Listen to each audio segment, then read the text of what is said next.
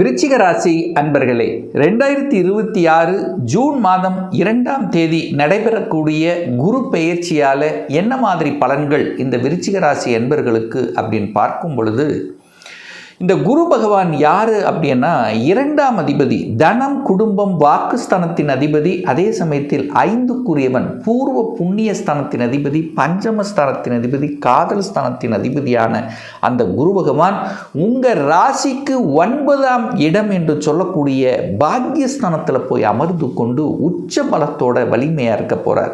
அப்போ இந்த குரு அப்படிங்கிறது இந்த விருச்சிகத்துக்கு யோகத்தை தரக்கூடியவன். 5ஆம் அதிபதி 9ல் அமர்ந்திருக்கார். அப்போ இந்த வருடம் டாப் டக்கர் இருக்கக்கூடிய ராசியில் இந்த விருச்சிக ராசிக்கு அதி உன்னதமான நட்பலன்களை கொடுக்க காத்து கொண்டிருக்கிறது இந்த வருடம். போன வருஷம் எதையெல்லாம் செய்ய முடியாமல் தவித்து கொண்டிருந்தீர்களோ, குடும்பம் சார்ந்த விஷயத்தில், பணம் சார்ந்த விஷயத்தில், குழந்தைகள் சார்ந்த விஷயத்தில், சுபகாரியங்கள் சார்ந்த விஷயத்தில் தடைகளையும் பிரச்சனைகளையும் அனுபவித்து கொண்டிருக்கக்கூடிய விருச்சிகத்துக்கு இந்த 2026 ஜூனுக்கு அப்புறம் பார்த்தீங்கன்னா இந்த ஒரு வருடம் ஒரு பொற்காலம் அப்படின்னு சொல்லுவேன். நல்ல நல்ல விஷயங்கள், மங்களகரமான விஷயங்கள் நடக்க காத்து கொண்டிருக்கிறது அப்படின்னு சொல்லலாம். அப்போ இந்த குரு பெயர்ச்சியை இனிதே நீங்கள் வரவேற்கலாம். அப்போது அந்த குரு பகவான் எங்கே பார்க்குறார், அதாவது தான் இருக்கக்கூடிய இடத்தை விட பார்க்கக்கூடிய இடங்களை அத்தனையும் புனிதப்படுத்த போகிறது. எங்கே பார்க்குறார்? உங்கள் ராசியை பார்க்குறார். உங்கள் மனதில் இருந்து வந்த சங்கடங்களை விலக காத்து கொண்டிருக்கிறது.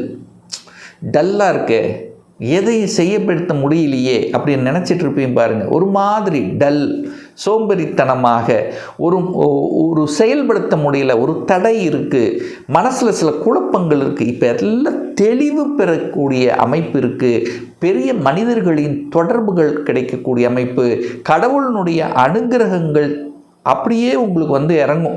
எத்தனை வருடங்கள் எல்லாம் பிரார்த்தனை பண்ணி அது செய்யலை, இது நடக்கலை நினச்சிட்டு இருந்தீங்கள்ல, இப்போ அத்தனையும் நீங்கள் எண்ணியபடி எண்ணியவாறு நடக்கக்கூடிய தன்மை, தடைகள் இருந்த அத்தனை விஷயங்களும் நீக்கப்படுகிறது. புத்துணர்ச்சியோடு செயல்படக்கூடிய ஒரு வருடம், சந்தோஷம் தரக்கூடிய சில விஷயங்கள் உங்களுக்கு அமையக்கூடிய ஒரு நல்ல வருடமாகவே இந்த வருடம், இந்த குரு பெயர்ச்சிக்கு அப்புறம் விருச்சிக ராசி அன்பர்கள் எதிர்பார்க்கலாம். இந்த குரு அப்படிங்கிறது பொதுவாகவே தனகாரக கிரகம். அந்த தனகாரக கிரகம் எங்கே இருக்கார்? பாக்கியஸ்தானத்தில் உட்கார்ந்து உச்சமாக இருக்கார். 12 வருஷத்துக்கு அப்புறம் வந்திருக்கு. தன பாக்கியம், பணம் கொட்டப்போகிறது. பணம் கொட்டப்போகிறது என்ன? பண வழி, அதாவது பணம் வரக்கூடிய வழிகளில் இருந்து வந்த பிரச்சனைகள் அப்படியே அந்த தடையெல்லாம் நிகழ்த்திடும். உங்களுக்கு பணம் வரக்கூடிய வழிகளை அப்படி காமிக்க போகிறது. வேலையில் இருக்கிறீங்களா? வேலையில் உயர்வு கிடைக்க போகிறது. உங்களுடைய ஸ்டேட்டஸுக்கு தகுந்த மாதிரி, உங்களுக்கு என்ன படிச்சிருக்கிற மாதிரியான ப்ரமோஷன் கிடைக்க போகிறது. தொழில், என்ன தொழிலில் இருக்கிறீங்களோ அந்த தொழிலில் இந்த வருடம் நல்ல லாபம் கொளிக்க போகிறது. எந்த வியாபாரம் செய்தாலும் வியாபாரத்தின் மூலமாக தனம் பெருக போகிறது. இதுதான் பணமழை கொட்டப்போகுதுன்னு சொல்கிறேன். அப்போ நீங்கள் செய்யக்கூடிய எந்த விஷயமாக இருந்தாலும் போன வருடத்தை கம்பேர் பண்ணும்போது இந்த வருடம் ஒரு இரட்டிப்பு தன்மைங்கிறது கண்டிப்பாக நிச்சயமாக நீங்கள் எதிர்பார்க்கலாம். அப்போது பொருளாதார வழியில், அதாவது பொருளாதாரத்தில் இருந்து வந்த சங்கடங்கள் தீர்ந்துடும். ஏன்னா 2ஆம் அதிபதி தானே இந்த விருச்சிகத்துக்கு. 2ஆம் அதிபதி தனம் குடும்பம் வாக்குஸ்தானத்தின் அதிபதியான குரு பகவான் உச்ச பலம் பெறுகிறார். அப்போ குடும்பம் வலிமை பெறப்போகிறது. குடும்பத்தில் இருந்து வந்த பிரச்சனைக்கு தீர்வு கிடைக்கப் போகிறது. கணவன் மனைவிக்குள்ளே இருந்து வந்த சங்கடங்கள் விலகப் போகிறது. அப்போ குடும்பத்தில் சுப காரியங்கள் செய்கிறது. அப்போ குடும்பத்தில் மன மகிழ்ச்சியோடு இருக்கக்கூடிய ஒரு வருடமாக இருக்கும். ஒரு நல்ல என்ன சொல்கிறது, ஒரு குதூகலத்துடன் இருக்கக்கூடிய அமைப்புகள் இந்த வருடம் உண்டு. பேச்சும் சூப்பராக இருக்க போகிறது. உங்களுடைய அறிவுபூர்வமான செயல்பாடுகளில் ஈடுபட போகிறீர்கள். அதே சமயத்தில் கல்வியிலும் உயர்வு உண்டு. அதாவது சின்ன குழந்தைகள், விளையாட்டுத்தனமாக இருந்தவர்கள் எல்லாம் இப்போது நல்ல படிக்கணும், நல்ல மார்க் வாங்கணும் என்கின்ற அந்த எண்ண உணர்வை கொடுக்கக்கூடிய வருடமாக அமைகிறது. அதே சமயத்தில் பார்த்திங்கன்னா குரு லக்னத்தை பார்க்கறதுனால பெரிய மனிதர்களின் ஆதரவு, துணை, குருமார்களின் ஆசீர்வாதம் உங்களுக்கு பரிபூர்ணமாக கிடைக்கப்பெறும். அந்த குரு பகவான் 3ஆம் இடத்தை பார்க்கிறார். 3ஆம் இடம் என்பது என்ன? முயற்சி ஸ்தானம், தைரிய வீரியத்தை கொடுக்கக்கூடிய இடம் அந்த 3ஆம் இடம். ஒரு மனிதனுக்கு தைரியமாக வீரியமாக செயல்படணும். அதுக்கு இந்த வருடம் உங்களுக்கு துணை புரிகிறது. எதையும் பார்க்கலாம், எதையும் சாதிக்கலாம் என்கின்ற உத்வேகம் கிடைக்கும். தன்னம்பிக்கை வேணும். ஒரு மனிதனுக்கு மிக இம்பார்ட்டன்ட் அப்படின்னா தன்னம்பிக்கை. நான் ஜெயித்து விடுவேன். அப்போ இந்த வருடம் போட்டித் தேர்வுகளில் வெற்றி பெறக்கூடிய ஒரு வருடம்.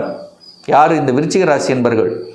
இந்த அரசாங்க எக்ஸாம் எழுதணும், இந்த குரூப் 1 குரூப் 2 எழுதணும், ஸ்டேட் கவர்மெண்ட் சென்ட்ரல் கவர்மெண்ட் சார்ந்த எக்ஸாம் எழுதணும், வங்கி பணியில் போகணும், ரயில்வேயில் போகணும், ஐஏஎஸ் ஐபிஎஸ் மாதிரி ஒரு உயர்ந்த பதவிக்கு போகணும் அப்படிங்கிற அந்த எண்ணங்கள் உங்கள் ஆழ் மனதில் தோன்றி அதை செயல்படுத்துவதற்குண்டான அத்தனை தன்மைகளும் உங்களுக்கு காண்பிக்கும். அதை கெட்டியாக பிடித்து கொள்வது விருச்சிகத்துக்கு சூப்பர். அப்போ போட்டித் தேர்வுகளில் வெற்றி, தூரதேச பிரயாணங்கள் மூலமாக அனுகூலம், ஆதாயம். என 9ங்கிறது தூரதேச பிரயாணம், 3ங்கிறது சிறுதூர பிரயாணங்கள். அப்போ பிரயாணங்கள் என்பது நிச்சயமாக உண்டு. அந்த பிரயாணங்களின் மூலமாக அனுகூலம், ஆதாயம் பெறக்கூடிய தன்மை, ஒப்பந்தங்கள் கிடைக்கும். புதிய புதிய ஒப்பந்தங்கள் கிடைக்கக்கூடிய ஒரு வருடமாக அமைகிறது. அதே சமயத்தில் 3ஆம் இடம் விற்பனை படிச்சோராக இருக்கும். ஏதாவது சேல்ஸ் பண்ணணும், அதாவது வியாபாரம், சேல்ஸ் சம்பந்தப்பட்ட விஷயங்கள் இருக்கின்றவர்களுக்கு சூப்பராக இருக்க போகுது. அதே சமயத்தில் பார்த்திங்கன்னா விற்பனைன்னா அந்த ரியல் எஸ்டேட்டில் வீடு கட்டி விற்பனை செய்பவர்களுக்கெல்லாம் லாபத்தை கொடுக்கக்கூடிய ஒரு வருடம். ஏன்னா 3ஆம் இடம் என்பது விற்பனையை குறிக்கும். 4ஆம் இடத்துக்கு அது விரையாதிபதி. அப்போது யாரெல்லாம் வீடு விற்பனை ஆகலை அல்லது இடம் விற்பனை ஆகலை, இடம் விற்று வேற இடம் வாங்கணும், ஸோ இந்த மாதிரி விற்பனை என்கின்ற அமைப்பில் இருக்கக்கூடிய அத்துணை விருச்சிகத்துக்கும் ஒரு ஏற்ற வருடமாக இந்த குரு பயிற்சிக்கு அப்புறம் கண்டிப்பாக இருக்க போதுன்னு சொல்லலாம். 5ஆம் இடத்தை பார்க்குறார். 5 இதில் தான் எல்லாமே இருக்குது. சந்தோஷம், மகிழ்ச்சி, காதல், பூர்வீகம், குழந்தைகள், இதெல்லாம் சூப்பராக இருக்குது. இந்த குழந்தை பாக்கியம் இல்லை அப்படின்னு நினச்சிட்டு இருக்கிறவங்கெல்லாம் இந்த வருஷம் 100% 100% எதிர்பார்க்கலாம். ஒரு 2 வருஷமாக குழந்தை இல்லை, 3 வருடமாக குழந்தை இல்லை, குழந்தை வர வேண்டும். அந்த குழந்தை வரம் ஒன்று கிடைத்தால் நம்முடைய வாழ்க்கையே எனக்கு, அதாவது வாழ்ந்து சந்தோஷம் நிறைவடைந்து விடும். எல்லாமே இருக்குது சார். தொழில் இருக்குது, வேலை இருக்குது, பணம் இருக்குது, உத்தியோகம் இருக்குது, எல்லாம் இருக்கும். ஒரு குழந்தை மழலை சத்தம் ஒன்று கேட்டாலே போதும். ஸோ அந்த மாதிரி எத்தனையோ தெய்வத்தை வழிபட்டு, எத்தனையோ பரிகாரங்கள் வழிபட்டு, எத்தனையோ ஒரு மாதிரி இருக்கக்கூடிய இந்த விருச்சிக ராசி அன்பர்களுக்கெல்லாம் இந்த வருடம் குழந்தை பாக்கியத்தை கொடுத்து அதன் மூலம் சந்தோஷத்தை அனுபவிக்கக்கூடிய ஒரு வருடமாக இருக்கும். ஏன்னா இயற்கையாகி அந்த இறைவன் கொடுத்த வரம், அந்த 1, 5, 9ன்னா கடவுளினுடைய ஸ்தானங்கள் அப்படின்னு சொல்லுவோம். ஸோ அந்த இடத்தை அந்த குரு என்கின்ற அந்த கடவுள் 1ஆம் இடம் லக்னத்தை பார்க்கிறார்.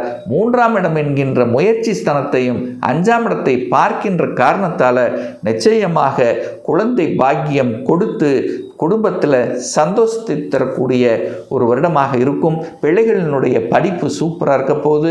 பிள்ளைகள் வெளிநாட்டில் போய் படிக்கக்கூடிய அமைப்பு, உயர்கல்வி படிக்கக்கூடிய பாக்கியம், தான் நினைச்ச இன்ஜினியர் படிக்கணும் அல்லது மருத்துவம் படிக்கணும், ஒரு வக்கீல் படிக்கணும், ஒரு ஆடிட்டர் ஆகணும். ஸோ எந்த எண்ணங்கள், ஏன்னா 5ஆம் இடம் மனம், அந்த உங்கள் மனசில் ஆழ் மனதில் எதை பதித்து கொண்டிருக்கிறீர்களோ, எதை தேக்கி வைத்து கொண்டிருக்கிறீர்களோ அதை செயல்படுத்தி வெற்றிகரமாக முடிக்கக்கூடிய ஒரு வருடமாக இந்த விருச்சிகத்துக்கு அமைய போகுது.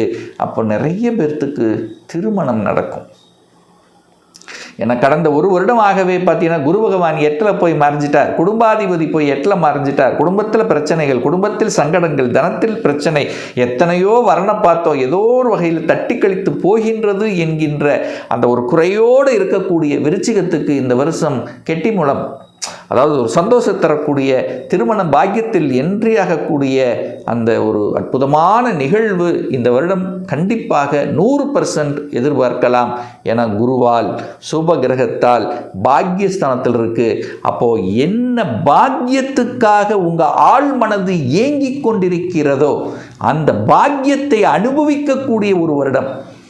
ஒரு சிலர் பார்த்தீங்கன்னா கல்யாணம் ஆகிருப்பீங்க, சார் ஒரு வேலையில் தான் சார் எனக்கு பிரச்சனை, ஒரு நல்ல வேலை செட்டில் ஆயிடுச்சுன்னா போதும் அப்படின்னு நினச்சிட்டு இருப்பீங்க பாருங்கள். அவங்களுக்கெல்லாம் நல்ல வேலை பாக்கியம் கிடைக்கக்கூடிய ஒரு அமைப்பு. சார் வேலை இருக்குது, தொழில் இருக்குது, திருமணம் மட்டும் ஆகலை அப்படின்னா திருமண பாக்கியங்கள் கொடுக்கக்கூடிய ஒரு அமைப்பு. சார் திருமணம் ஆயிருச்சு, எனக்கு வேலை இருக்குது, குழந்தை பாக்கியம் இல்லை, குழந்தை பாக்கியங்கள் கொடுக்கக்கூடிய அமைப்பு. சார் எல்லாமே இருந்தது, பொருளாதாரத்தில் தான் கஷ்டங்கள் வருது, அந்த பொருளாதார கஷ்டங்களை நீக்கக்கூடிய ஒரு பாக்கியமாக அமையும். ஒரு கடன் இருக்குது, அடைச்சிடலாம், அந்த தன்னம்பிக்கையை கொடுக்கக்கூடிய ஒரு வருடமாக இருக்கும்.